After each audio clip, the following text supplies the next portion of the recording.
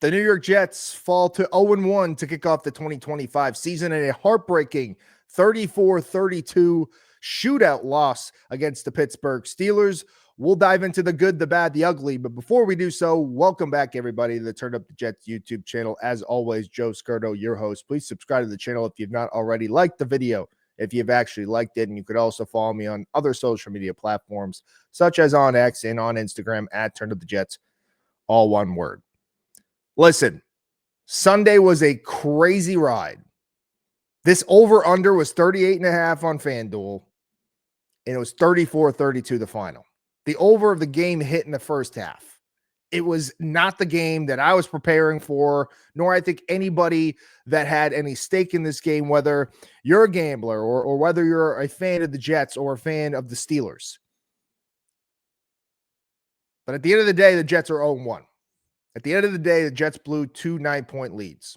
At the end of the day, it was kind of flashbacks from last year, just not being able to make those little plays or delete those little mistakes at the end of the game that decides a win or a loss.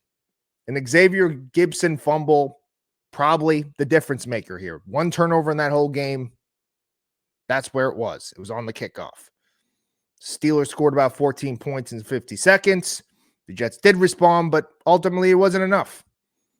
A Brandon Stevens interception deleted because he slipped and dropped it. Michael Carter, the second, dropped an interception. Little things were really the ultimate factor here, which made a Jets should have been a win to a crushing defeat loss to start the season 0-1. Losing sucks. I'm sick of it. I'm sick of losing. I'm sick of just putting my heart and soul into this team and then disappointing. But I'm looking at it at an optimistic or an optimist point of view here.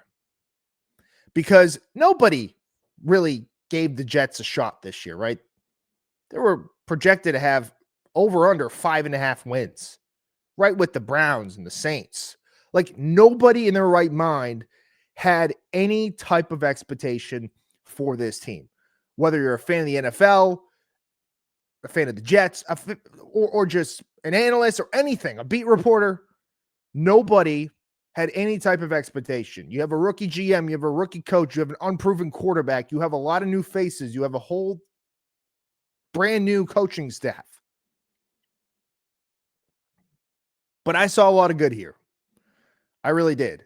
But let's look to the box score here because this just gets me more aggravated at how they even lose this game. They had more first downs. They had more total plays. They dominated time and possession. They had over 120 plus more yards on offense. They had over 130 more rushing yards. Yes, they only had 6. They had 6 less passing yards. The penalties and the turnovers, that's the deciding factor there. They had more red zone appearances. You look at this box score, you think Justin Fields went 16-22 with 3 total touchdowns, 1 in the air, 2 in the ground. Breece Hall ran for over 100 plus yards on 19 carries. Garrett Wilson was 5 yards short of 100 with 7 catches and 1 touchdown and 9 targets. Will McDonald sacked the quarterback twice. You're thinking the Jets win this game. They didn't. Simple. They didn't win the game. They literally dominated the game, but they did not win. The Steelers played a great game too. Rodgers, 22 of 34 touchdowns. Guess what? He had no picks.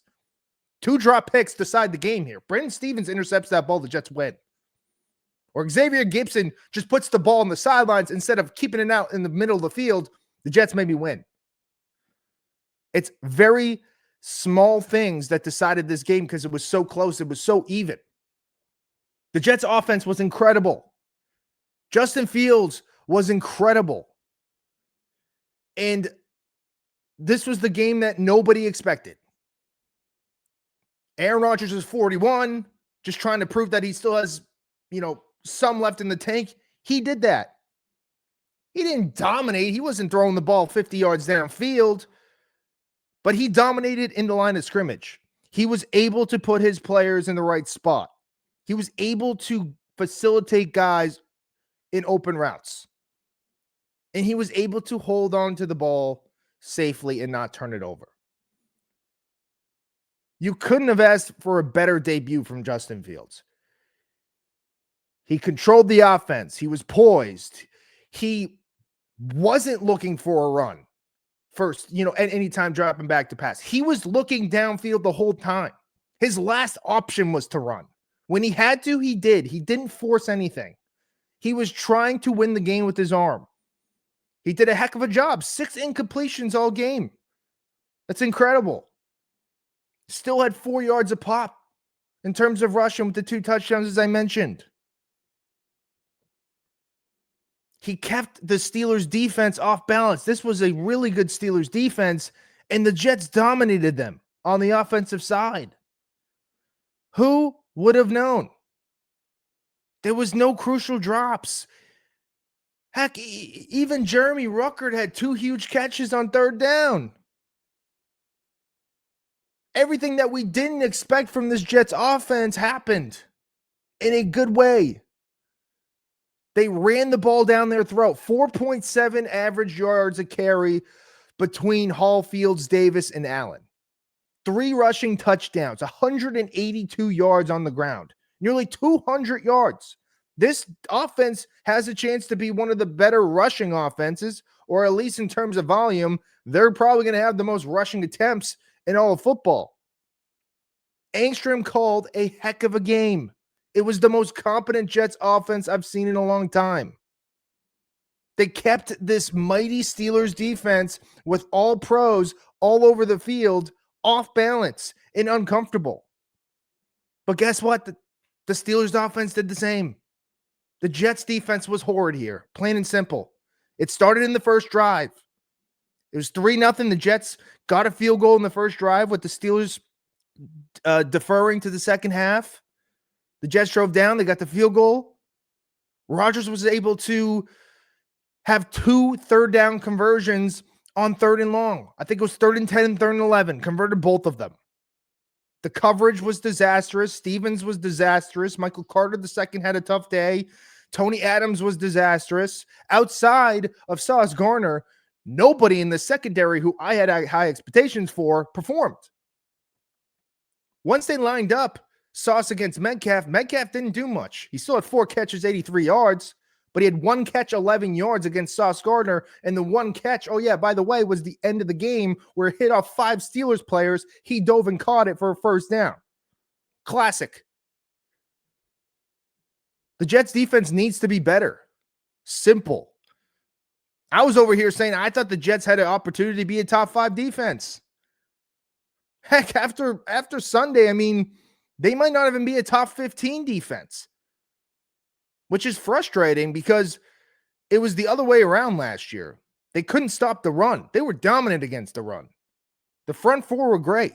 Jermaine Johnson played more than double the snaps that I projected him to. He looked great. Will McDonald had 2 sacks. Quinnen Williams had an unbelievable game. The front 4 was amazing. But they weren't able to cover the pass. And it's not like Rodgers was throwing the ball deep downfield. He was controlling the ball at the line of scrimmage, putting guys in the right spots. And he did a good job. And the Jets couldn't stop it. There was too many guys open right from the get-go in that first touchdown. The Jets defense needs to be better. You can't lose a game where you score 32 points. You just can't. They didn't punt in the first half. They didn't punt in the first half.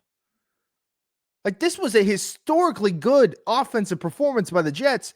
And when do we ever say that? It's just like we never can get both. Before it's the defense and the offense is horrid and puts up 2 field goals and that's it. They had over 400 yards in total offense here, people. They dominated the time of possession. They didn't turn the ball over on offense. It was special teams that crippled you. And hey, the Steelers offense, they did what they had to do. They did. They got the turnover. Rodgers controlled the game, like I said, 4 times. He didn't turn over the ball. He had the last laugh. It's frustrating because this was a game the Jets should have had. When I looked at the first 3 games, I knew that this was winnable. I didn't think it was going to be 34-32 by any means. I don't think anyone did. 66 total points in 2 unknown offenses in which defenses were praised here. The Steelers, really good defense. The Jets projected to be a really good defense. Neither looked like that. Both were off balance. Pittsburgh couldn't stop the run and the Jets couldn't stop the pass. It was simple. Unfortunate loss here because now your back's against the wall. You got to at least win one these next 2 games against Buffalo or against Tampa on the road. You have to at least win one because then you really screw yourself if you're 0-3 going to Miami. If you're 1-2 going to Miami, I'm fine. Miami lost 33-8 against Daniel Jones. They looked horrendous. So that could be a winnable game at night in Miami. It's the Heat is not going to give them that huge advantage. But if the Jets had won this game 1-0, Buffalo or Bucks aren't a must-win. One of those are a must-win now. Like, I arguably say that the Jets need to win this week. You're at home. It's against a divisional rival. The Bills' defense looked flawed, even though they played the Baltimore Ravens with just stars around the field. But they couldn't stop the run either. Derrick Henry ran all over them. Zay Flowers was an absolute beast. I think he had over 140 receiving yards. But the Bills were down 40-25 with 4 minutes left, and they won the game. The Jets were the opposite. They were up 9 in the fourth quarter, and they lose. I will say, though, that the first thing I said leaving the stadium, if Robert Saleh and his head coaching staff was coaching that game, they lose by double digits. Not even close. I do think coaching had a huge factor in this game. Maybe not on the defensive side, but just overall. They were energized. They were running toward the ball. They were poised. For the most part, they played discipline. Quincy had that stupid penalty in the John Simpson unnecessary roughness, drilling Ramsey, which I liked. He's protecting his guy. That should have been a penalty anyway on Ramsey. I know Fields was turned into a runner, stopped then through, but they called it on the other side. The Jets didn't get those penalties. I'm not saying the refs. I'm not blaming the refs. I'm just saying in general. But they didn't have those like bonehead penalties, like you score and there's somebody lined up wrong and it gets called back. They look for the most part disciplined. 7 penalties, 74 yards, still a little too much, but you're trending in the right direction there. You really are. So I'm not going to be too torn up about those penalties.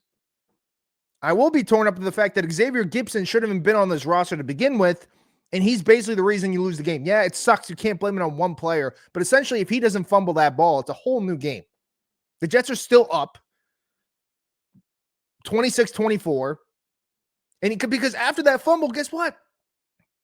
The Jets took 7 minutes off the clock and drove down almost a 70-yard plus possession and scored on 4th and 1. A design run. Justin Fields tucks it all by himself. He could have bear crawled to the end zone. That's how fooled he was. That's how fooled the Steelers defense was. I was fooled in the stands. The fact that they responded, because the same old Jets, they would have crumbled there. So coaching was a major factor in this game. I think Aaron Glenn has a clue. I mean, if they get blown out 30-6 week 2, I'll still say the same thing. I'm not going to change my opinion because there's things that we haven't seen in a long time. And Engstrom was able to do exactly what they've been preaching all offseason. All offseason, we're hearing that they're just going to run the ball and they're going to set up Justin Fields the best the way they can. And they're going to play by his strengths. And they did exactly that. They ran an Eagles-like offense. Maybe it's the JV Eagles, but they ran it to the best of their ability with who they had on the field. They don't have Devontae Smith. They don't have A.J. Brown. They don't have Saquon Barkley. They don't have Dallas Goedert, but they did what they had to do with what they were put in the field with. Garrett Wilson was great. Breece Hall was great. Those are your 2 stars. They need to be great, and they were. Mason Taylor had a big 20-yard catch. Like I said, even Jeremy Ruckert was getting into the party. Tyler Johnson had a great 20-yard catch on a great throw by Justin Fields, threading the needle. Like, there was a lot of good. There was almost too much good that we even expected. And we're sitting here 0-1. That's just what sucks because they should have won that game.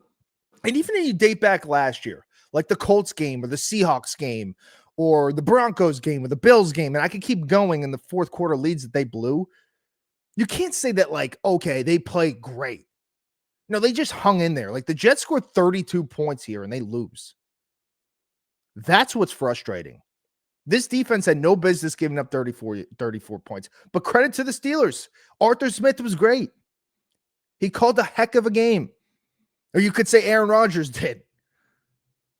They did what they had to do. They exposed the Jets' weakness, and that was Brandon Stevens and Tony Adams, and it was clear. And Michael Carter obviously didn't play up to par, and I'm not too worried about him. But I will say I'm worried about Stevens. We know what player he is. The Ravens fans hated him last year. He can't turn around and get to the ball. We saw that. He slipped. If he stood up on his 2 feet, he would have picked that off and he would have returned that. That literally would have been a pick six. That's what's frustrating. So, yes, I have optimism here. And I didn't have expectations for the Jets this year. I had them winning 6 games. But I just want to watch a fun football team. But I also don't want to be teased here because the Jets should have been 1-0. But like this team was respectable. You're happy with the performance. You hate the result.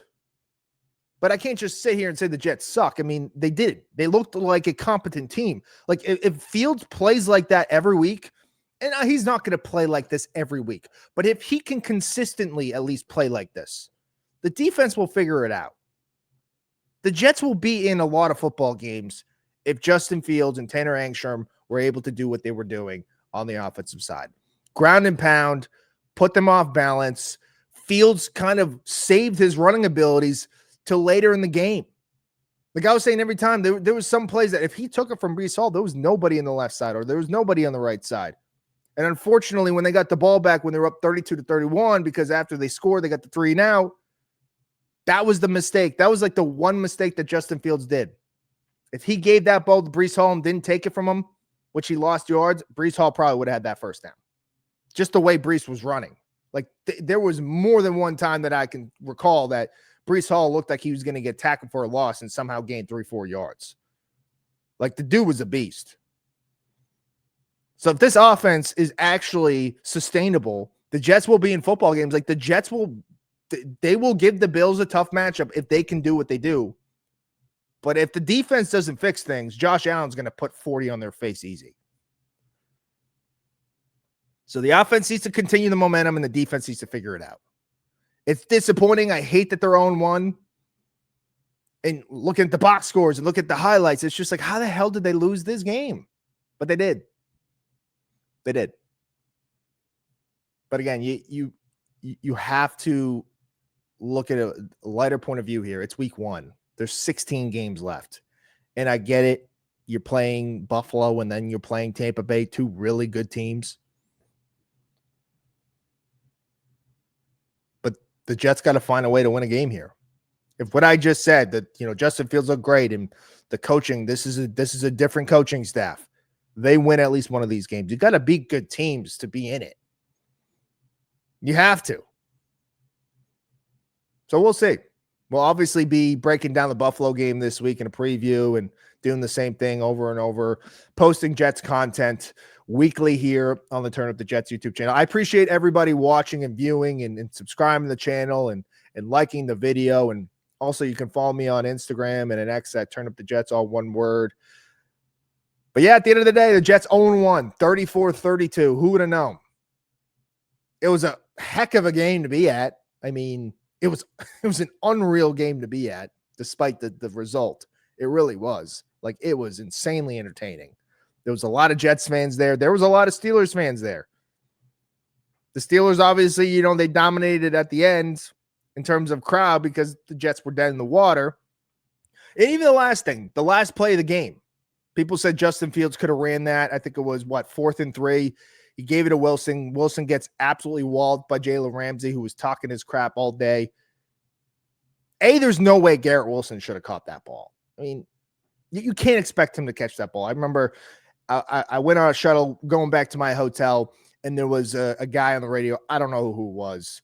I'm not too familiar. Like, I know WFAN, but I'm not too familiar with, like, the Jets post-game guys. I don't even know what radio station it was. But he was saying that Garrett Wilson needs to catch that ball because that's what they're paying him for. Nobody in their right mind catches that ball. Like, he got absolutely smoked. It wasn't a hospital ball, if you will, by Justin Fields, but like Fields probably could have tried to take it. But again, there was literally 3 Steelers players waiting at the line, waiting at the first down marker, because they were prepared for him to tuck and run, because he was able to do that efficiently. It didn't work out. The Jets lose. And the last thing too, people really getting on with the, trying to chase points in the first quarter when Nick Folk missed it, but then there was a penalty and they were at the 1 yard line when it was 9-7, and they ended up going for 2, and Braylon Allen got stuffed. And then, they missed a 2-point conversion after Fields' second rushing touchdown late in the game when it was 32-31. If they had gotten that, they would have been up 3. So Boswell's 60-yard field goal, by the way, which I forgot to say too. I keep forgetting things now. There's so much that happened in this game. It's hard to put in one video, but the 60-yard field goal is career high. The 2-point conversion sucked. Yeah, they went 0 for 2, but I don't hate it. I don't mind it. I literally don't. It's a new regime. It's a game that people didn't expect the Jets to be in, and how good their offense looked in the first 2 drives. You take advantage. You try to get to 11 points. 1 yard. 1 yard. Everyone was glazing how good Braylon Allen is in 3rd and short or 4th and short or whatever, because he's a big boy. He's 250 pounds. The play call the second time, I hated it. It's almost like a corner route to this corner of the end zone. Garrett Wilson, who was double covered. I think you had to put the ball in Justin Fields' hands. You had to have the ability of Fields to maybe run it in or do something. But Mason Taylor was open. He just didn't see him. So I personally don't mind the 2 points. I like it. I like the aggressiveness. You saw it in Detroit. It can hurt you, but it could also help you. And I don't mind chasing the points there in a game that nobody expected the Jets at that time to put up 32 points.